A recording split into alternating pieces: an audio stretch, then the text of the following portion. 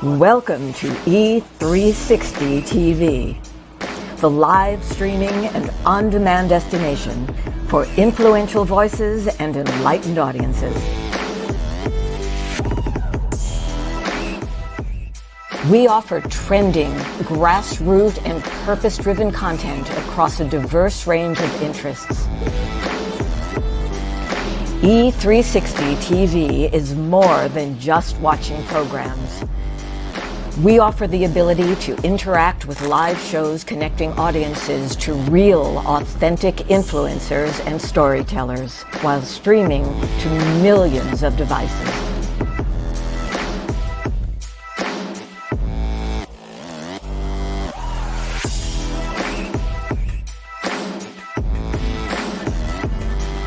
Real experiences.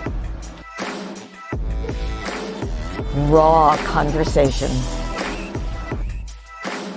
One destination for it all. E360 TV.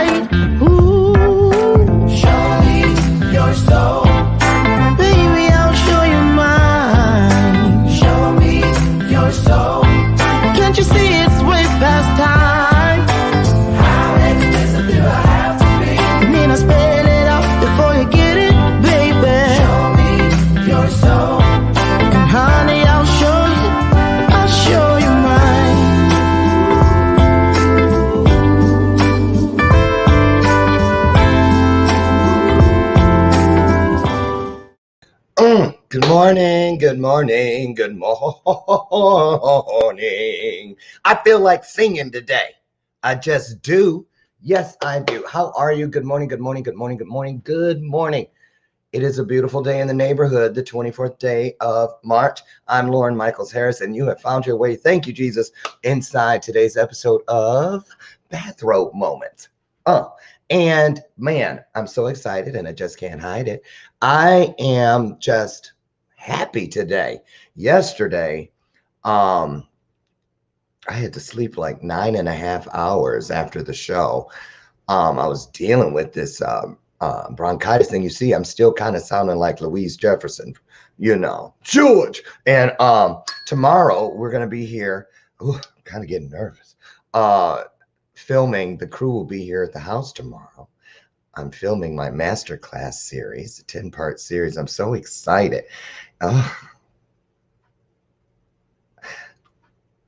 God is good. Y'all know that. Can I get an amen? Yes, he is. Yes, he is.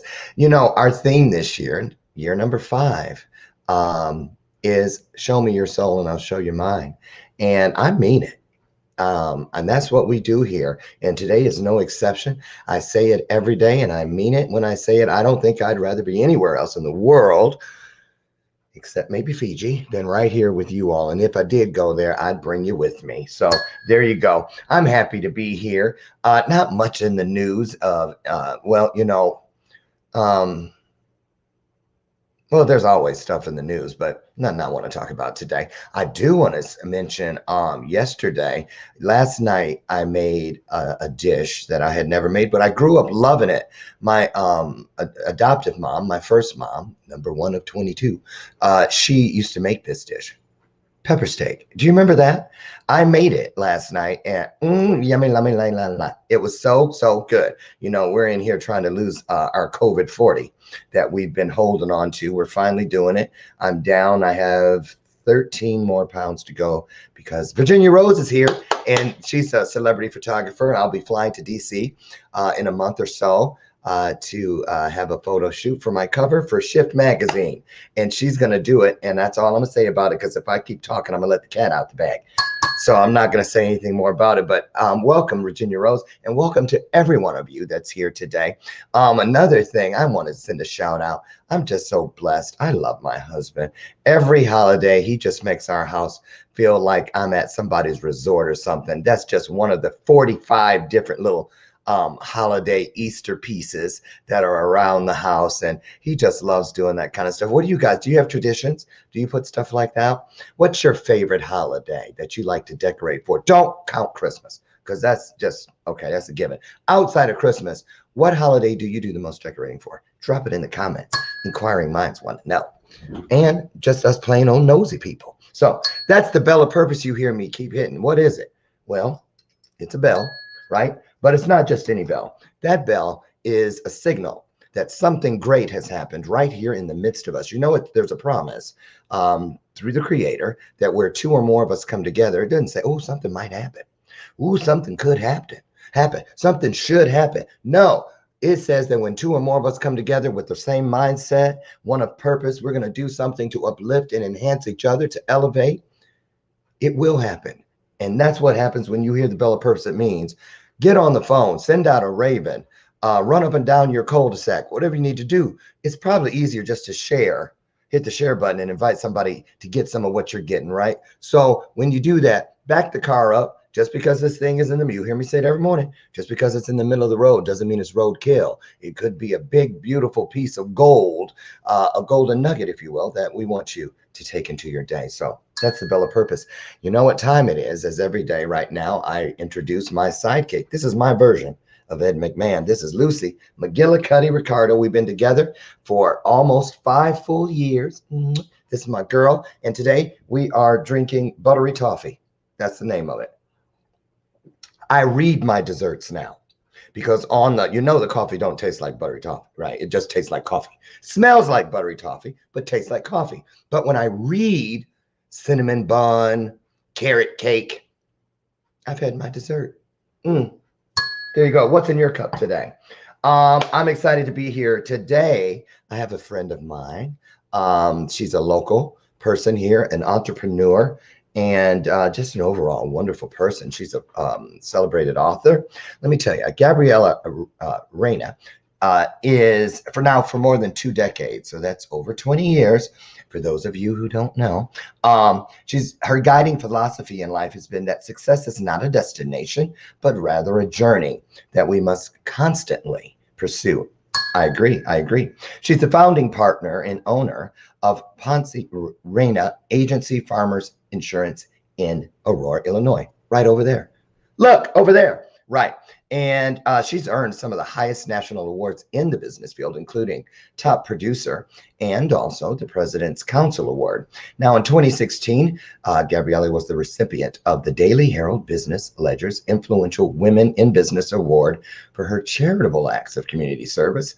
Always nice to be of service to others. And her resume is just a litany of accomplishments. And, you know, she's published, like I said, the book is called Today's Inspired Latina, Life Stories of Success in the Face of Adversity. And that's why I brought her here today, to share her story of how she climbed that mountain, planted her flag at the top, and then came back down to pick some of us up so we could get up there as well. Can I get an amen? She lives in Aurora, Illinois with her husband and three, count them, 1, 2, 3, beautiful children. Go get your questions together. We're going to talk about why insurance is so important to her and why so many people wait so long to protect the things that they love the most. Think about it. So without further ado, you guys know how we do it, right? Put your hearts into it. Put your hearts on the screen. And let's welcome in Bathrobe Moment style, Gabriela Reno. Here she comes.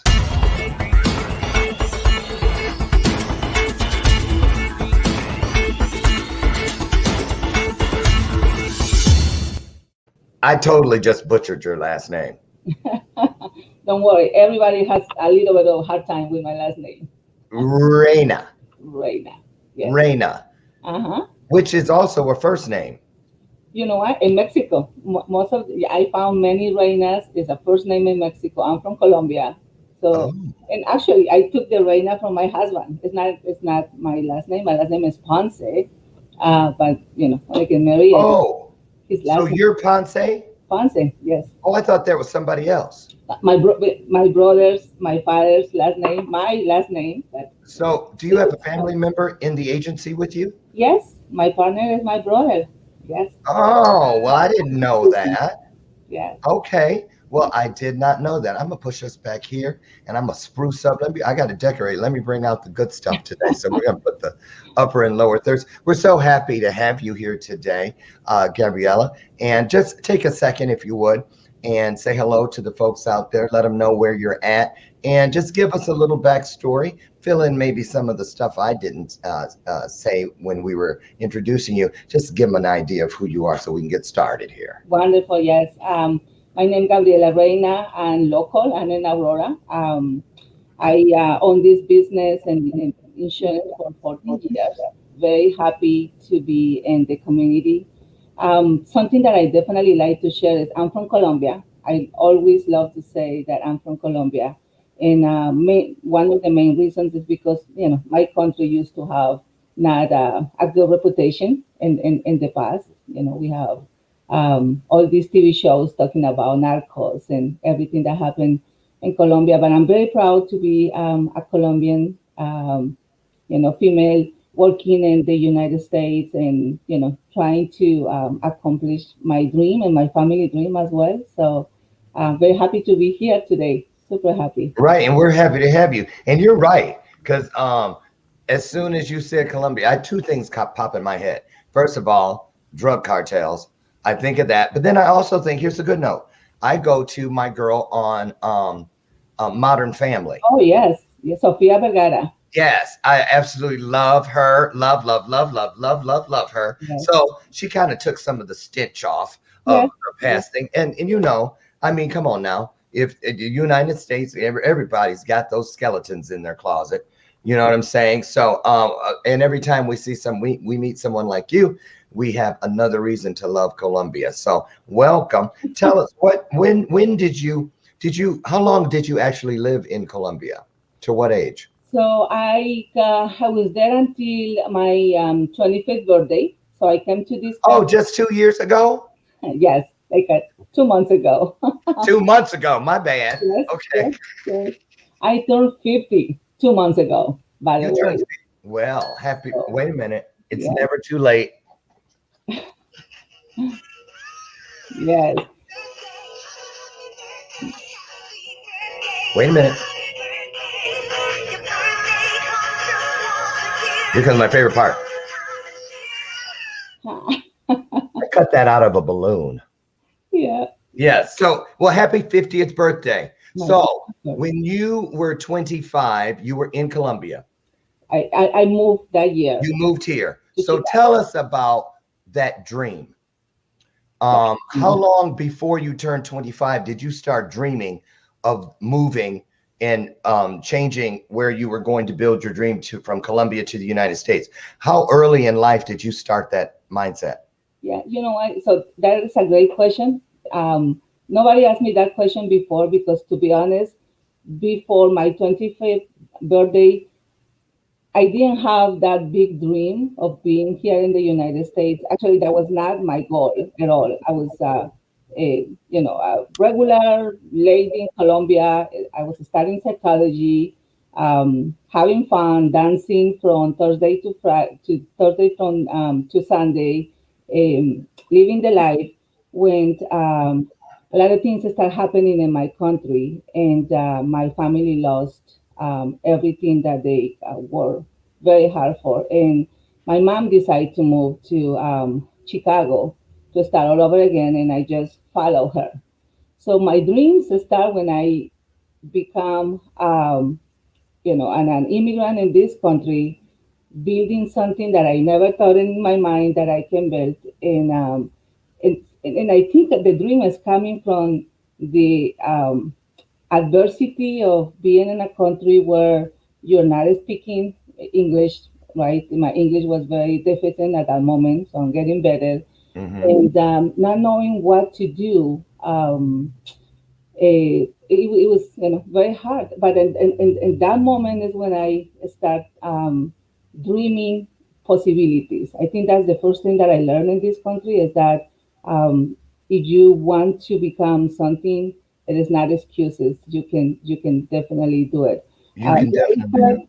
Yeah, and I start finding opportunities. So dream, I think I was building my dreams through the years. So I think the 1 year dream was helping me to move to the second year dream and to the third year dream, and just following a little bit until I create a compiled dream that now is what I'm focused. And then, through my goals and my dreams, I just pulling my family with me. And, we open this business and we become, I don't know if successful is the word, to be honest, because everyone, defines successful in a different way. But I'm happy. I'm Well, happy. then that's success. I'm very happy. I think we have a great business. I'm working with amazing people in my team, and if happiness is progress, I'm a very happy person. Amen to that. Let's go back to halfway down the block when you started telling us what you just told us. You mentioned that your family lost everything. Hmm. And I'm always so intrigued by the stories of immigrant families because, we're here, those of us who were born here in the United States. And as an African American person who has been here the whole time, I always was, even as a little kid in the foster system, I'd look at kids who were, you go to school with them, and growing up in Michigan, there were a lot of farms and stuff out there. So you had a lot of migrant workers, and the kids would come to school with us and, barely speaking any English, but I always loved it, but I always was amazed at the work ethic and how they make happiness out of such a small amount of things. You know what I mean? They were living in little trailers, but these kids, they didn't have the toys that I had because I'd have play dates and stuff. But they were always so happy, and their family was everybody was always there. Everything was about everybody. So, what do tell me about what happened in Colombia? That what is this something? I'm assuming that a lot of people, something happened, and a lot of people lost. Did they come and take it? What happened? Yeah, so when I'm going back to my childhood, I can so the first thing that, and just going what you said, I remember that I was, I'm not coming from a family that was rich. That I didn't even notice that I was poor until Mm, probably I was 12 or 13, because my dad and my mom, they always give us everything that I thought that is necessary. Even, the little dolls, we couldn't afford the real Barbies, right. but she was just buying, little toys and imitations. And I thought that I had everything. They made a lot of efforts to send me to good schools. But when I was growing up, I just found out there was more people that had more things than me. So like I never owned a car, for example, and when I was 15, 16, I start saying people in my school that parents has a beautiful car that they drove them to the school. I was just taking the public bus, and I start noticing things that I didn't notice before. So I was like, oh, okay. So I'm super happy because I had everything that I need, but I start noticing the difference. That inspired me to become a psychologist. And the reason was because I have a lot of people around me that had a lot of things, but they're not happy, and didn't even take advantage of everything that they have. So when I finished my high school, I decided to go and study psychology. I didn't have money to do that. So what I did is, in Colombia, it's very common that you are working through the day and going to the school in the afternoon. So working from 8 to 5 and then taking classes from 6 to 10 and just doing that, for the whole week. It's going to take you more time to finish, your career, but you had the opportunity to do that.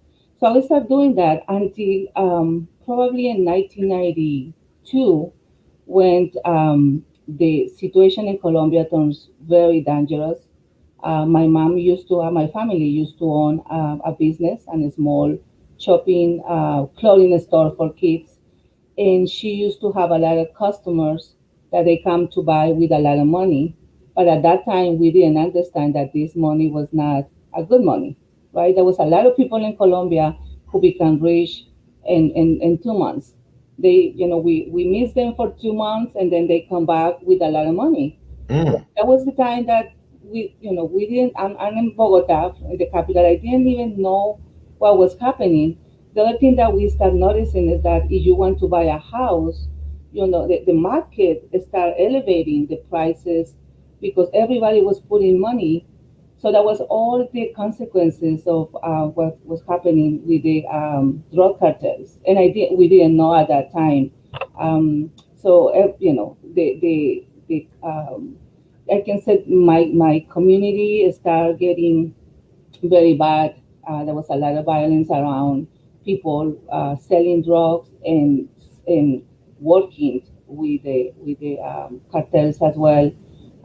So my mom started losing customers, and everything just started going down, down, down. She lost her business, she lost her house. That we couldn't afford it anymore, and she decided to come to the United States, where she has three sisters, and they said just come here and just start all over again, and then you can send money and take your family and just bring your family. So she was the first that took the decision. So then I followed her, and after that I just brought my dad and then my brother, and we are all here. Wow, that's something that we see a lot. One person will come and then help to raise the funds to bring the next and the next. What would you say? How does that feel though? When I can't imagine, I only can think that it must be bittersweet when it's your turn to go, but then you have to leave someone behind. Do you use that? Do you look like, say you're looking at the person and you're waving goodbye? Is that picture ingrained in your mind and it helps you hit the ground running when you get to the United States because you want to do so much in order to help the rest of the family join you? Talk about that if you could. Yeah. Is So it pressure? Did it feel like pressure? not just the pressure, but the that you need to detach of everything that all the things that they used to be with you for all these years. I remember that actually we lost our house. We have to give the house back, and 3 days after that, I flew to the United States. So the last thing that I had in my mind was my house, and that was the house that I grew up. So it was very hard to do that, and say goodbye to my dad and my brother. It was very very hard, and but that's not just the only thing. Just come here, right? I used to have my life over there, and just see my mom working in a factory, waking very early and just working hard, very late. And I was just trying to see, okay, what am I gonna do here? Because I'm not speaking, English is not my first language. What can I do? So the only thing that I found to do, work in a factory, and so I just following my mom because we need the money. We need the money in order to send it to Colombia. So I started doing that, and I remember my first day going to a factory. So we couldn't find an employment. So what we did is we wake up very early, 5 in the morning, and we went to the temp agencies. Right, the agencies where you sign in and they send you to any factory that is asking for help that day. Mm-hmm. So I did that. So it was in June. I signed in the morning. They found me a factory and they offered me a ride together because I didn't have car. I didn't speak English. I didn't know what to do. It was my first day. And I remember going there, I was just with my normal clothes. And there was a lady, I think it was a lady from Mexico that she said, do you know where you're going? And I said, no, I don't know where I'm going. I know that I'm going to a factory. And she said, okay, Hi, honey. I don't think that the clothes that you are wearing is going to, it's going to be helpful there. It's a lot of grease, and you're going to damage your nails. And so she was Oh, listening to me, and I was like, oh wow, she's okay. like, girl, you too cute to be going to a factory. That was what she was trying to say. All So right. I get to the factory, and I remember, I think the person who was dividing the work saw me, and he's like, so what are you doing here? And I was like, I'm just coming to work. And he's like, are you gonna be in the office? And I was like, I don't know. No, they sent me, to go. I just said what I couldn't say. And he said, okay, just come with me. And so he separated me from the rest. And he sent me to an office just to put envelopes and stamps and do other things. So then I start thinking about, even if we are immigrant, people see you different. And I start paying attention of clues of what can I do here and how can I help. And I find out that many people in the country was looking for somebody who speak very well Spanish in order to do business with my community. And even if my English was not good, I started finding the opportunities that, okay, I'm not gonna work in a factory, but maybe I can just go and do telemarketing. Maybe I can sell something because the people who are producing this are looking to sell this in my community and they couldn't because they are not They speaking can't Spanish. communicate. Right. What can I do with what I have? Because I Ah, there it is. um, and so I started just paying attention. What can I do? So I worked for in a factory for probably 3 months, and after that, I just found a job selling advertising for a newspaper. I was just knocking doors in Hispanic business and asking them if they want to promote their business and in a local newspaper. And after that, just finding opportunities with what I have. So I think that was a challenging time, but I grew so much from that opportunity. And you've come here and done so well. And I start and I start reading the clues. I think that is the most important thing. I was reading the clues since the beginning. Um, Reading the clues. reading the I believe in that 100%. Yes, That they are all around us. All around us. and that's the way that we can find the opportunities. I didn't even think about that. Now that I mentioned this, I was having the conversation with my husband the other day that he somebody offered a good opportunity and he's thinking and changing jobs. Then I was thinking, so since the beginning, when you are finding the pain points of the people around you, where you can help and how you can help a business owner or somebody else to go through these pain points, you start adding value on what you're doing. And in that way, you can find different opportunities. I think that's what I did since the beginning. I didn't even pay attention. I just found like a mortgage companies, they're trying to sell loans to the Hispanic community. They couldn't because they need somebody who can communicate well and they can express in the same language and they can translate. And I start, just learning how I can add that value. And adding that value, I just found opportunities. They opened the doors for me, and just through the process, I was just learning English, and I was just going to the school and validating my English classes, and I think that's the way that I found the opportunities that I found to be. So so basically from the very beginning, for you anyway, and I think a lot of us can speak to that. It's true. The more we are of value to other people, of service to other people, it it gives us and provides us what we need most. And I'm glad you brought that up. Thank you. I want to ask you something, however, okay, here we are all this time later. Um, the girl that came here at 25, wide-eyed and anticipating wonderful things. How does it make you feel as the woman you are today, the mother, the wife, the community leader, the head of a company, all of these things that you represent? What goes through your mind, Gabriela, when you see things like we've been hearing in the news here recently about all the kids at the border? I think it's Brownsville, Texas right now that has just a ton of immigrant children there, all screaming and beating on the door to America, asking for asylum.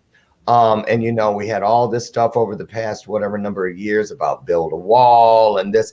What do you wish, if there was one thing that you could help shed light on as far as why this is so important to so many people, to just have a chance to create a better future for themselves and for others, and speak to, if you could, how we can better, those of us who are already here, can better open our hearts and minds to believing that there are people that come here that bring more than just emptiness. Yes. They bring something to give as well as something that they need to build within themselves and for their futures. Talk about that, if you could. How does that make you feel? So, why not that you mentioned that, I can say two things about it. So first, I like to, say this to the immigrants. I think we have a huge responsibility to help our own people. And when I see, I through the process, I was illegal as well, trying to find a legal status in the country and doing a lot of things to, to find jobs and do these things. So I see other immigrants and that they pass, they go through the same situation right now, that they even touch their hearts, to see what the country is going through and see these people asking for help. So we first of all need to go and come back to our roots and say, okay, I'm an immigrant. I need to help my people. If nobody else is helping, at least we have to do that, right? So it is Right. it's a mandatory thing to do. So I think it's the first thing. Now the second thing that I want to say is, we brought a lot of growth and opportunities to the people in this country. It doesn't matter, if they are born here or they're coming from another places and they are just building, the future and the business here. And I'm the proof of that. When I started working in the insurance industry, the person who opened the doors for me, there was a lady that, that was an insurance agent that speaks just English, that was looking for somebody who speaks Spanish, that they can help her to grow her agency. And so she gave me the opportunity, and I paid her with all my heart, and she grew her agency to the point that she has to hire three more ladies that speak Spanish in order to serve the community that I helped her to grow and into her agency. So right now, she's a very successful business owner. She's still my friend. And I opened a huge opportunity for her because she gave me an opportunity, because she opened the door for me and said, okay, Gabriel, I'm going to give you this opportunity. And I pay her back, helping her to grow her business. Right now in my agency, I have 10 souls working with me, right? 10. So that is an amazing. So you see what the impact that the small business owners and immigrants can do for the country. I pay taxes. Everybody who's working in my agency is paying taxes. My people, my team, the people working for me, they bought houses, they bought autos, they send kids to the college. So that's what growth means. Progress. For me, progress is everything. So you see people, going through the progress and achieving their own goals. You are doing a favor to the community, and that's what an immigrant is doing. That's what I'm doing. So why not to open the opportunity to people to do this? Right. I agree. It's an amazing opportunities when we can work together and people around can see all the possibilities, when we work as a community. So I don't understand why sometimes, we need to face residents and people that they are not, happy with the immigrants. Right. I don't think that Right. there's possibilities. I got a question. You're absolutely on point with that. Do you remember back, when was that? January. Remember when the insurrection took place in Washington? What were you thinking when you saw that? When you saw American citizens at the Capitol behaving in the manner they were behaving? What went through your mind? The first thing that I was thinking is, I became a U.S. citizen in 2011, right? I was very proud to represent this country, very, very proud.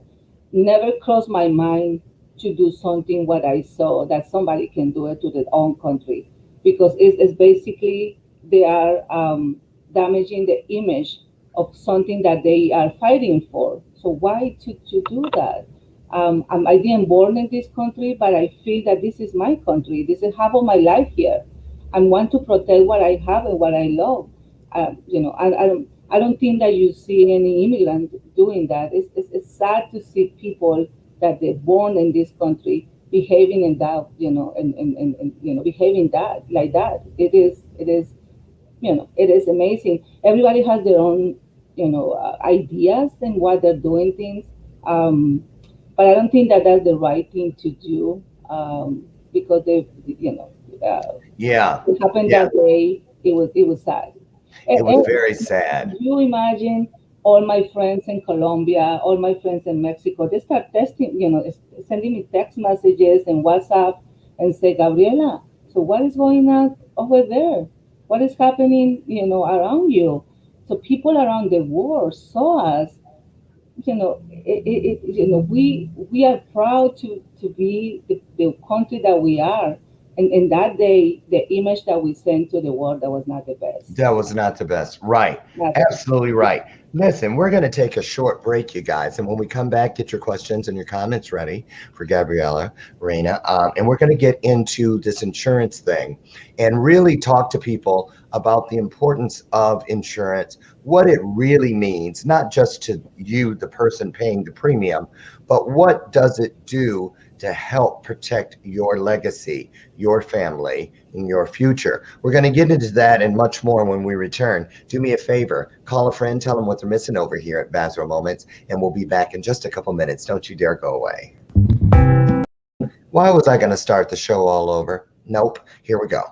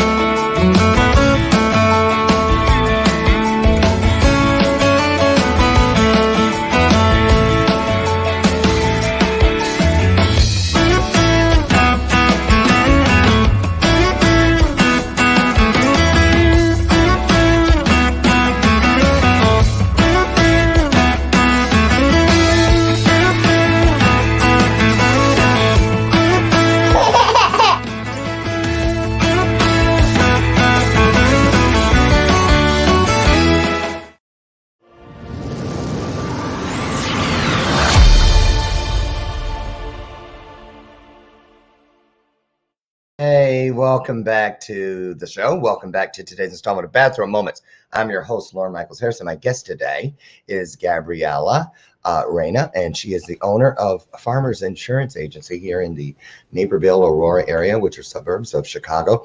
And before we left, I alluded to the fact that when we came back, welcome back, Gabriela, I wanted to talk about what you do. Why? Because I've been with you in person, and I know your passion for the work you do. Can you start this segment off by sharing what you feel is the most common misperception as far as the need for insurance? Insurance is kind of like that thing. It's right after going to court, going to the doctor, getting insurance. You know what I mean? It's like people think, why am I going to pay for something all the time? And then I barely ever need it. But talk about it. Why is it so important? And what makes you so passionate about helping people understand this?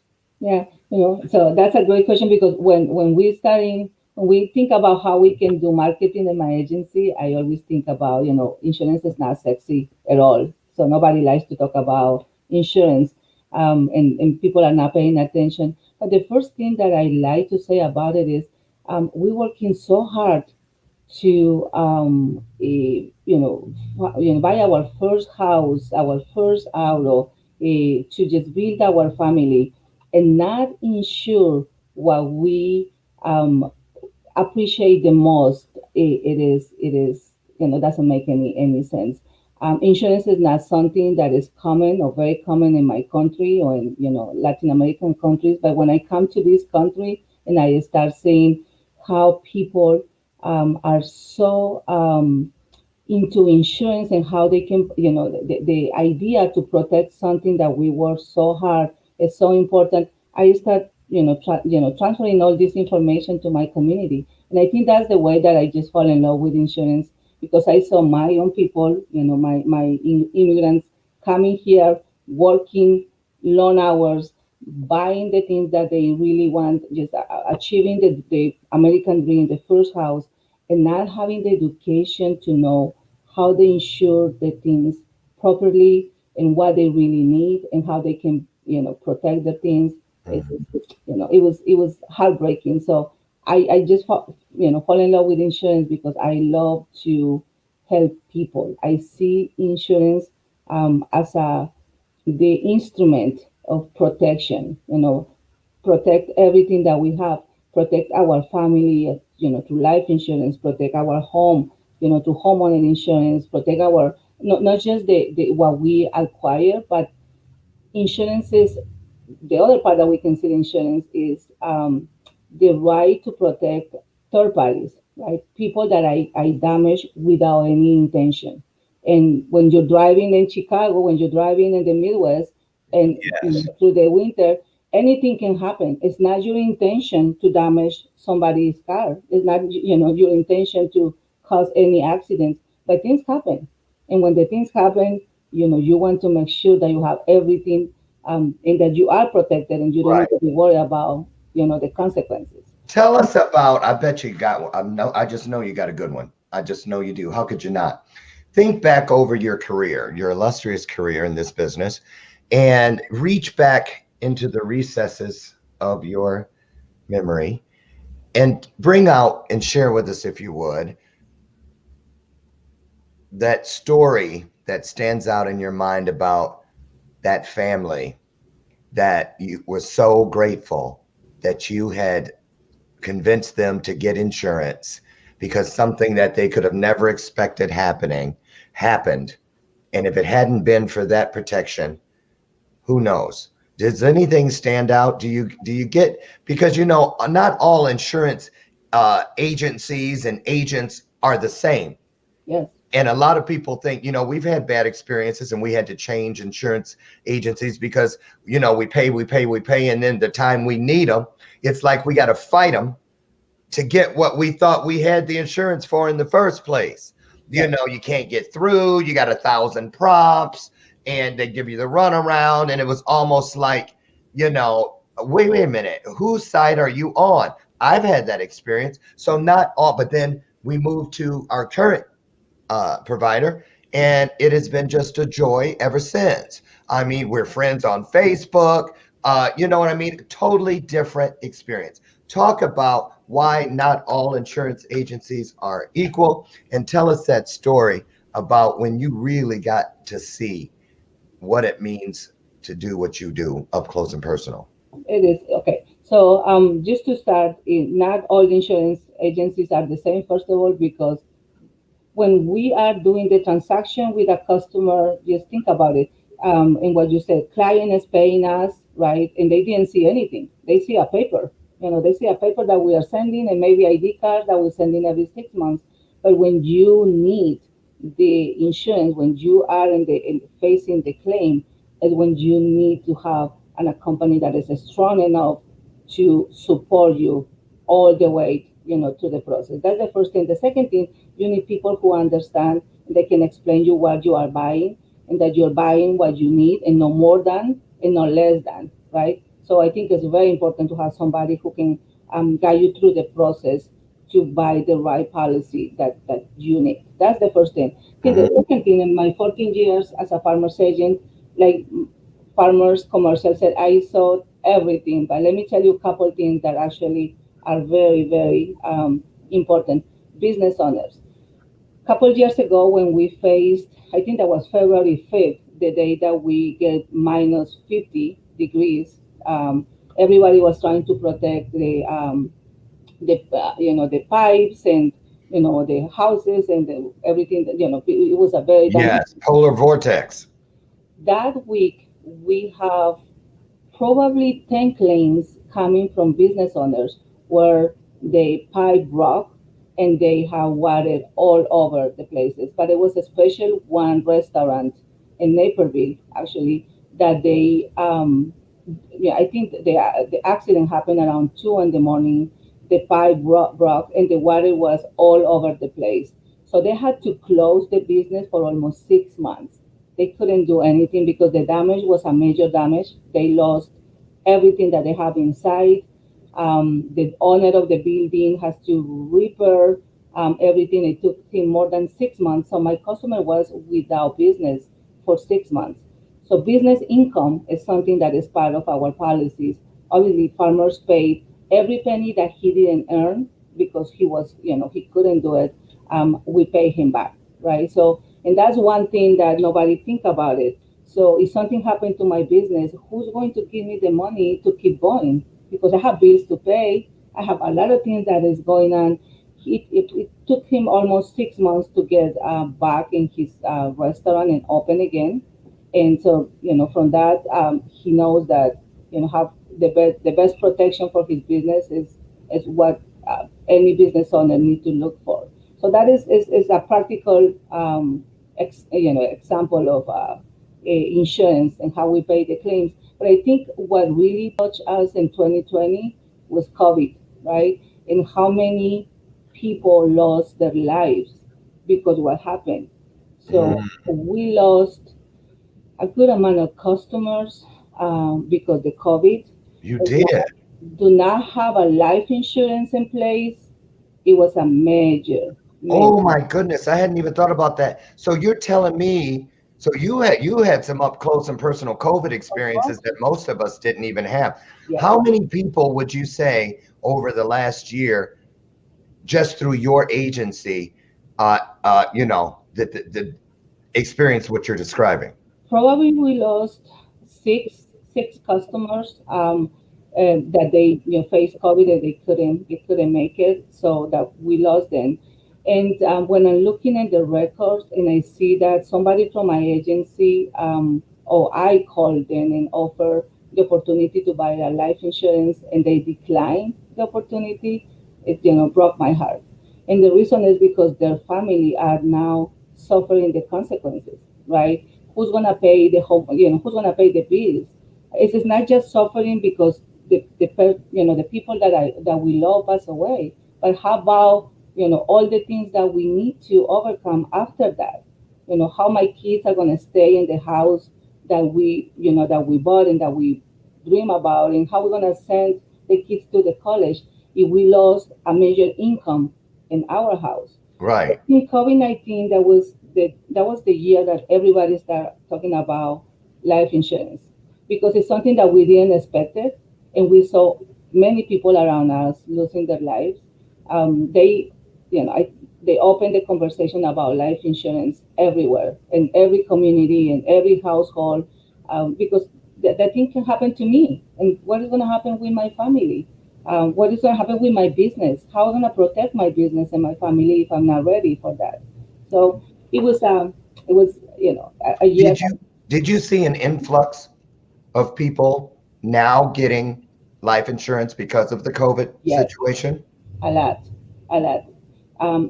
Life insurance is something that when we offer to the customer, they say, "Oh, when I think about it, just call me tomorrow. I have it to work." There's a lot of people that say, "I have it to work." Hmm. People lost their jobs last year, so they lost the protection as well.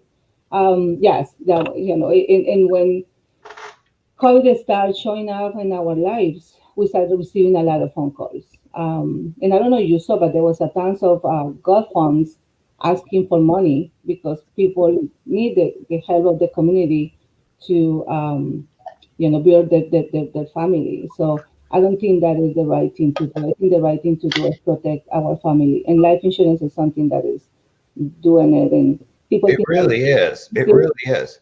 Now completely. I'm gonna keep it real with you. I remember until I got married, I was thinking I ain't trying to leave nothing to nobody in my family. I'm just saying that's how I was thinking, right? I don't have kids. Why do I need it? But now that I have it, I rest easier. I feel more responsible. I feel like I'm loving my husband uh, in a way that he deserves as far as protection and this, that, and the other. And I'm sure he feels the same way. But let's talk about this real quick. Um, why do you think it is that a lot of people, especially when you're young in life, you're getting married, you're starting a family, you're starting a career, you think life insurance, I'm not going to need that for 50, 60 years. Why do, I'm not going to be paying this exorbitant amount of money every month and I can't benefit from it until I'm dead. And I won't be the one benefiting, someone else will be. I don't even know who that person's going to be. I haven't had the children yet. How does a person process this to know? And what's a good time for a person? What's the right age to start life insurance? Okay, that's a great question. The right age is now. And the reason is because life insurance is based in how old are the person who's buying the life insurance. So if you start younger, you're gonna pay less money for your life insurance. Second, the insurance company is able to insure you because if you have any pre-existing conditions that they are, limited the access to life insurance, or that's gonna happen through the years, please do it now because you don't know what is going to happen in the future. Right. You need to be insurable, and you need to, the younger that you are, the best premium and the best rate that you can have. So when is the time? Right now. So do people say to that young couple who just found out they're expecting a baby, Hmm. do people buy life insurance policies for babies Uh, or children? What's that? Can I buy, if I have a 12-year-old, can yeah, I buy a life insurance policy for a 12-year-old? yes, but the intention is not obviously to pay for funeral expenses if something happened to them. When we're buying insurance, life insurance for children, it's more like we want to take advantage of the cash, tax-free accumulation that a life insurance policy can give me. Now talk about that. A lot of people, that goes right over their head. They Yes, think it's about me dying and everybody collecting on it, but there is that cash. yes, Talk yes. about that. And I invite to everybody to start searching and finding more about life insurance. But the life insurance, a lot of people didn't know that actually it's a financial product where people can save money inside the life insurance policy, and it's tax free. So when we're looking for a tax free product or advantage, I don't want to pay taxes where I can put my money. The life insurance is a great, great financial product that you can use to do that. So a lot of people are buying life insurance just to save money for children, just Mhm. to go to college, for example. I'm using my life insurance to save money for my retirement. That is a lot of things that life insurance can do because there's all kind of life insurance, but people didn't know that, right? So, you can investigate because you're gonna find the one that is right for you.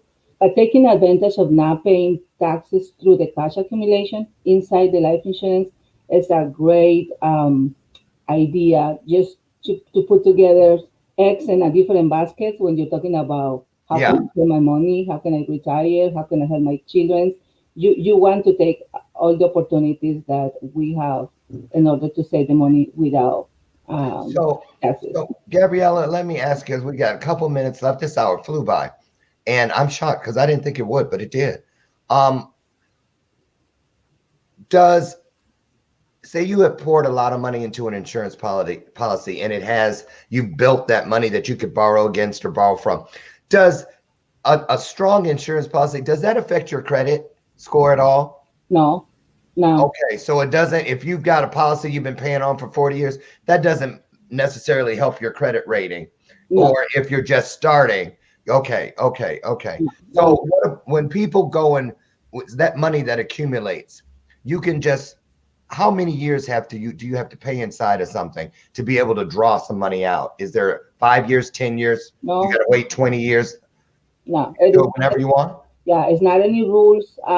It's a totally different, like a 401k, you need to be 59 and a half to take the money. As soon as the money is available, and it is ready to, to be taken from the policy, you definitely can do that.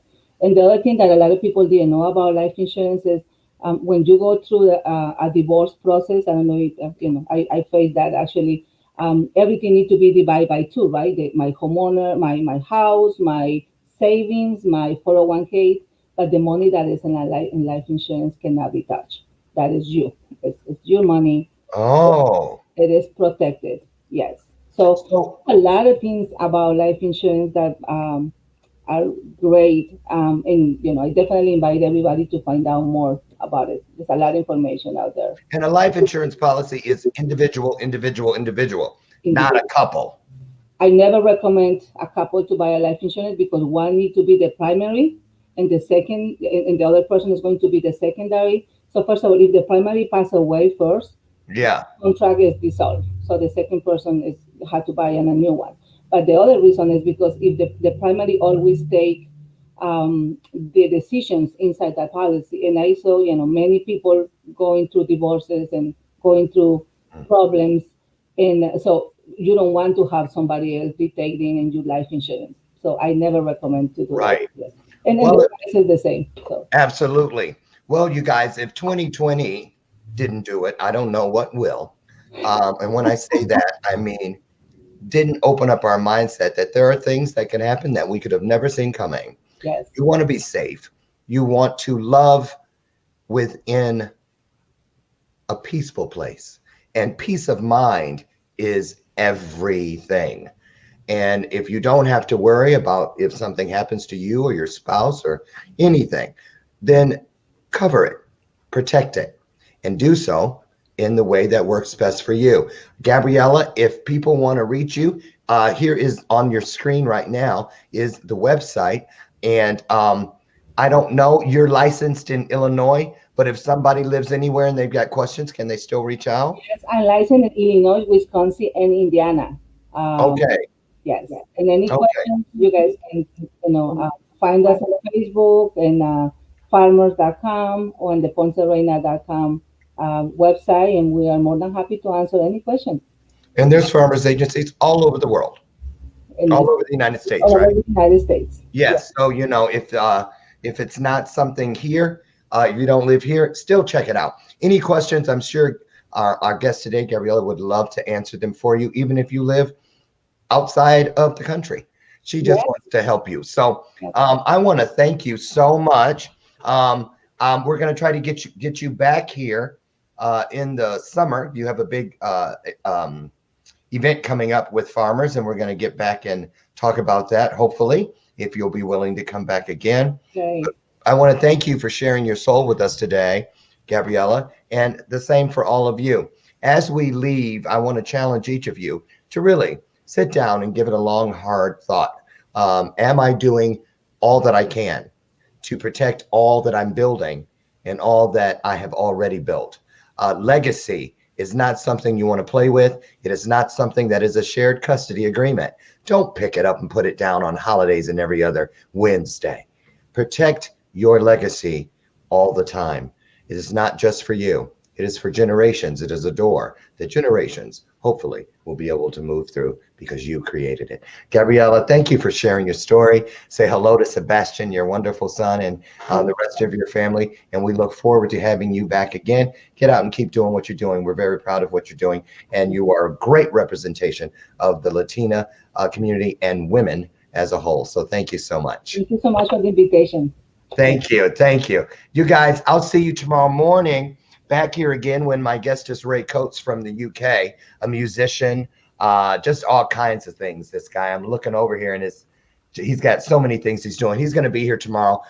There is a big nonprofit thing that he's supporting, and we're going to try to get you behind that as well. So join me tomorrow morning, 8 a.m. Central. I'll meet you out on the front porch as we start another day with a wonderful episode of Bathrobe Moments. Get out there now. Every person, every situation you encounter today, change them, elevate them, pour into them, leave that situation or person just a tad bit better than the way you found it. Do that and watch what kind of life you will live. Be the blessing you'd like to see in the world. I'm Lauren Michaels Harris. I'll see you tomorrow for our next episode. Bye-bye. Bye, everybody. Bye, Gabriela. Bye.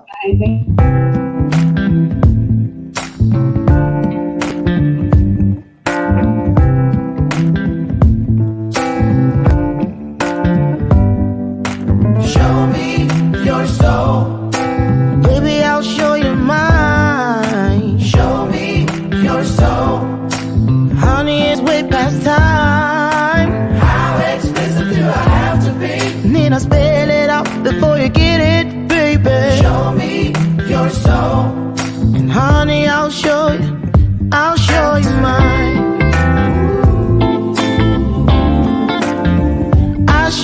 mine.